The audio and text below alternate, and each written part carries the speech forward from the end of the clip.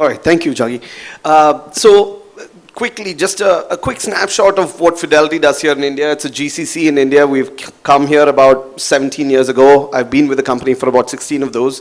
So seen this grow from a small 100 people shop to about 5,000 today.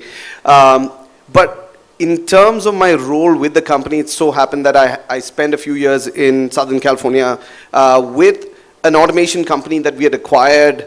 And this was back when automation was not even a buzzword. You know, AI was not a buzzword.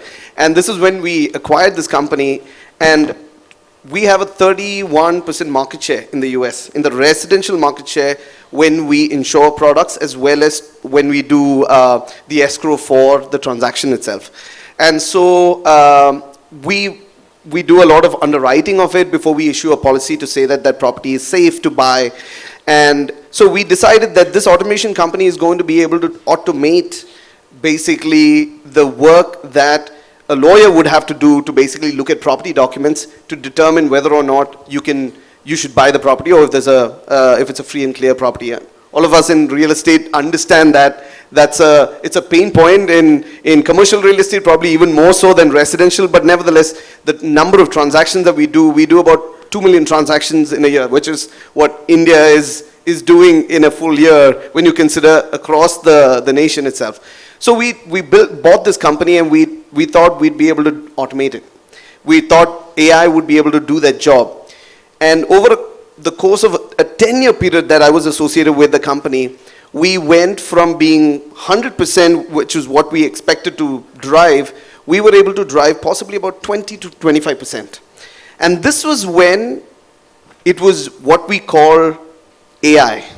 Now, there's a big difference between AI and generative AI. Now, AI is your Siri on your phone. It's able to listen to you and respond to you based on cues that they have. Generative AI is where it can read the document, understand the implication of the document, and then respond to it. So the 10 years that we spent doing work in AI focused on AI, and now we have a whole new paradigm that we're opening up into generative AI. And so what we are starting to see is that not only is the machine just doing what it's told to do through a script or a messaging board, but now it's reading the document and making a decision on what it is going to do. And so what we are seeing is it's tip of the iceberg. And the way that I call it is, it's almost like how when e-commerce started off in 2000, we had no idea what e-commerce was going to become. I mean, the Amazons of the world was a name that we didn't even know at that time. Today, I'm sure there's people walking into malls, but at the same time, we have a large volume of business that's going through the online channel as well. So it's almost like a tectonic shift. And generative AI is in that phase right now. The opportunity for it, and Biren, in terms of what he's shown, is mind-boggling. And I think that is still at its infancy. There is a huge opportunity that is going to come our way in that space, be it where the machines will write the code for you. You don't need a developer to sit and write. Usually your entry-level developer sitting and writing code usually has the worst code possible. Now you have a machine that can do possibly as good as one of your more tenured developers. Things are going to change. So, but we are at its infancy. We have not really tapped into what generative AI can do. And that's what we have done so far. And we believe that there's an opportunity for everybody to play in that space. So we've had a very interesting scenario like that, where there was a writer's strike in Hollywood, and not related to Fidelity as such, but the reason they were striking was, of course, for better pay and whatnot, but at the same time was for IP of what they write. Today, with generative AI, and if those of you have never used ChatGPT, get on ChatGPT, search for anything. Or rather mention prompts. Say Bangalore, traffic, roads, and ask it for a poem to be written, and it can get it done in a second. Now you can even do where you can write, you can specify, let's say you want a story or a script written like Game of Thrones, and you'd basically get that written in a matter of seconds.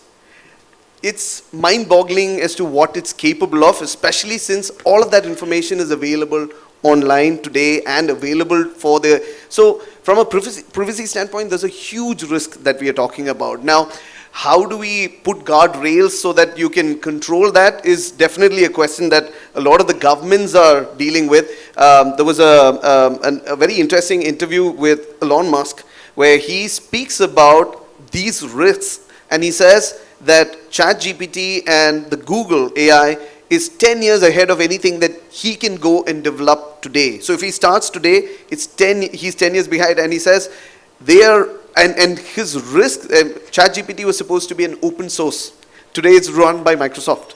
So he has those risks that he's pointed out in that chat itself. So from a company standpoint, we understand that, but I mean, a lot of these guardrails need to be built by governments so that it's consistent across all groups. It's very difficult for just an organization to define those rules to basically manage privacy and manage that. Because at some point, there's going to be, if you don't have a central organization managing that, if we control ourselves, somebody else is going to be cut all the corners, and they will have a product out there that will not consider these privacy laws, and they'll be further ahead than you. So it's almost like you said that an Airbnb knows how many times you've gone into the restroom. I mean, now if you're a hotel that says, okay, I want to manage privacy and not do that, you're going to be behind the curve in terms of, say, services that you can offer that an Airbnb can offer. So I'll end with this, that one, it's definitely here to stay. We're not going to see it go away. Two, one of the points that Biren mentioned was so true in that we started using GenAI and ChatGPT, and we got a notification from corporate saying you cannot use it. And again, the reason was that whatever you put in there is public knowledge. It's allowed that AI to figure out what they want to do with it.